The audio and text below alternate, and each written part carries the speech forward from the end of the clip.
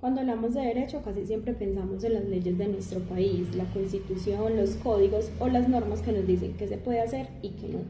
Pero hay algo que va más allá, más amplio y que traspasa las fronteras, y esto es el derecho internacional público.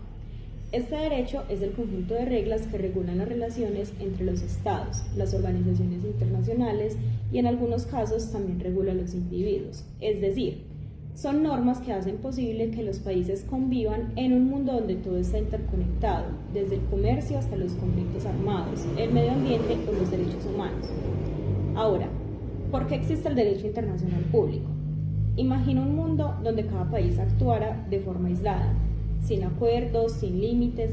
Sería como una especie de ley de selva, donde los más poderosos impondrían siempre su voluntad. Entonces, el derecho internacional surge como una herramienta para poner orden y establecer unas reglas mínimas de convivencia global. Su origen, aunque no es reciente y hoy suena un poco moderno, desde las civilizaciones pasadas ya establecían unos acuerdos para el comercio, para las alianzas militares, el trato de los prisioneros en guerra. Con el tiempo esas costumbres se fueron formalizando hasta convertirse en un sistema reconocido mundialmente. Hoy en día el derecho internacional público es indispensable porque vivimos en un planeta interdependiente. Ningún país puede resolver solo un problema, como por ejemplo el cambio climático, el tema de las pandemias, el terrorismo o el narcotráfico. Las fuentes del derecho internacional público se las voy a explicar a continuación. Ahora bien, ¿de dónde salen esas normas? ¿Quién las inventa? El propio sistema internacional ha reconocido cuáles son sus fuentes principales. Entre ellas está la Corte Internacional de Justicia como máximo tribunal entre los estados, el cual estableció cuáles van a ser esas fuentes y son las que voy a explicar a continuación. La primera fuente, los tratados internacionales. Son acuerdos escritos entre estados, funcionan como un contrato entre dos o más países. Ellos firman y se comprometen a cumplir lo pactado. Por ejemplo, la Carta de las Naciones Unidas, que crea la ONU y establece principios como la prohibición del uso de la fuerza.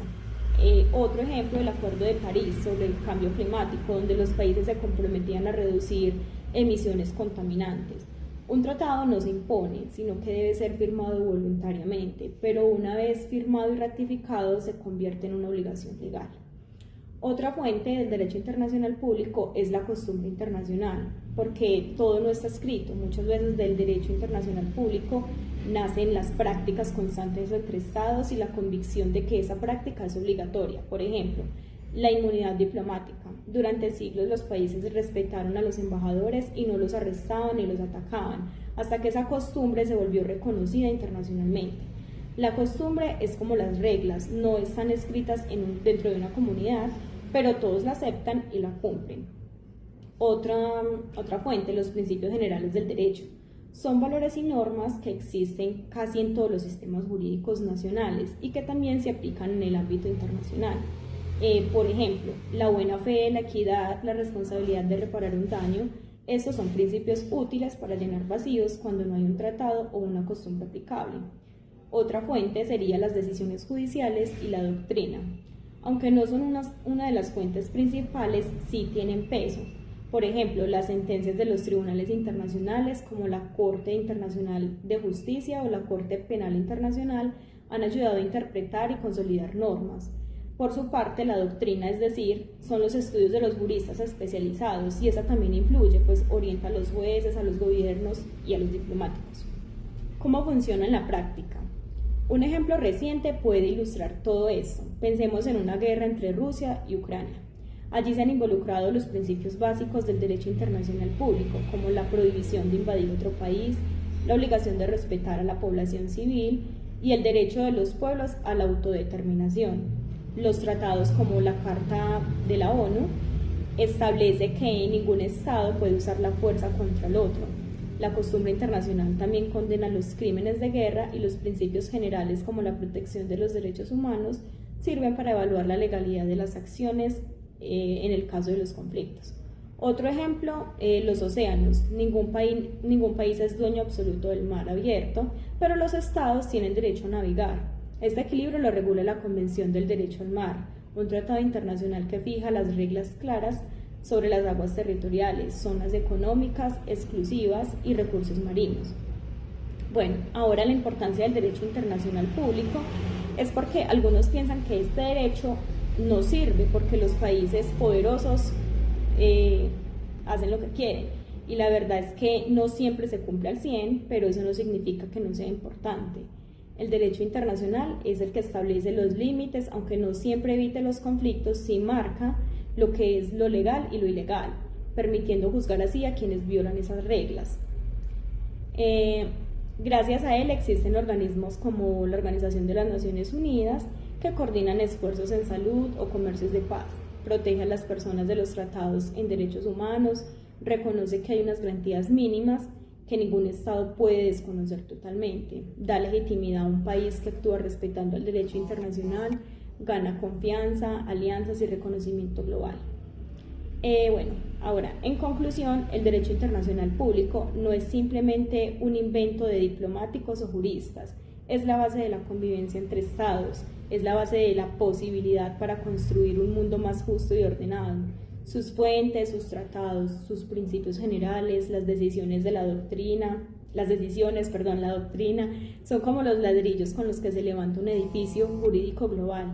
Aunque no siempre se cumpla de manera perfecta, sigue siendo un faro que orienta la conducta de los países, recordándonos que más allá de las fronteras compartimos una misma casa, el planeta Tierra. En ese sentido, el derecho internacional y los acuerdos entre las Naciones Unidas funcionan como una guía ética y jurídica que busca equilibrar intereses, fomentar la cooperación y evitar que el poder se convierta en absoluto.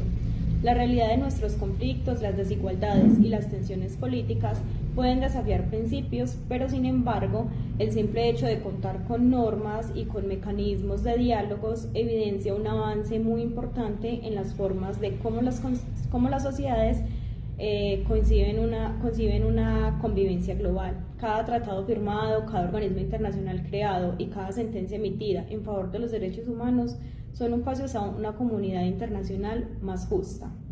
Entonces, de este modo, más que un conjunto de reglas rígidas, se trata de una construcción colectiva que refleja la voluntad de la humanidad de vivir en paz, de resolver las diferencias a través de medios pacíficos y de proteger los bienes comunes de la humanidad, como la humanidad humana, la justicia, el medio ambiente y la paz mundial. Por ello, aunque imperfecto, el derecho internacional público se convierte en una brújula indispensable para orientar a los estados hacia un futuro en el que la solidaridad y la cooperación prevalezcan sobre la indiferencia y el egoísmo.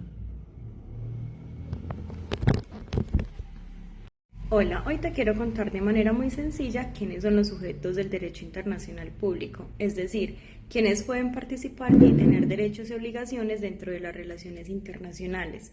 Dicho de otra forma, son los actores reconocidos por la comunidad internacional. Primero, los estados.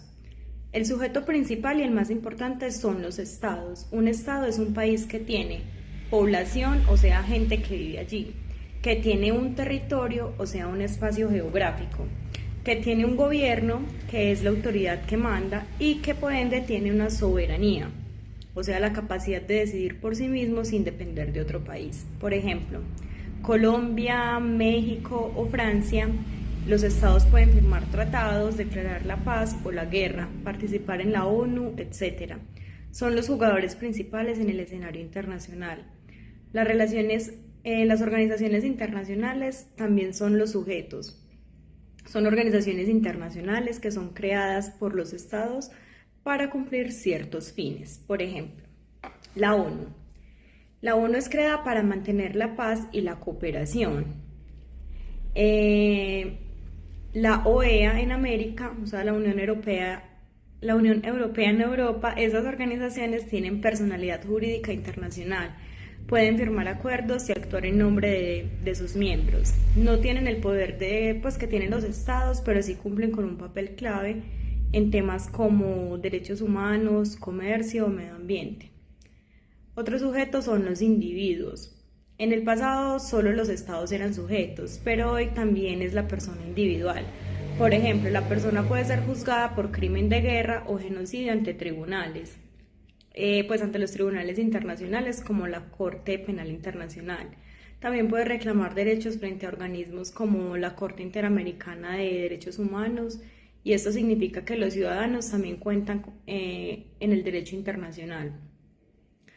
Hay otros sujetos, pero tienen una capacidad limitada, como son los movimientos de liberación nacional, por ejemplo, Palestina con la OLP, la Santa Sede o el Vaticano, que tiene un reconocimiento especial.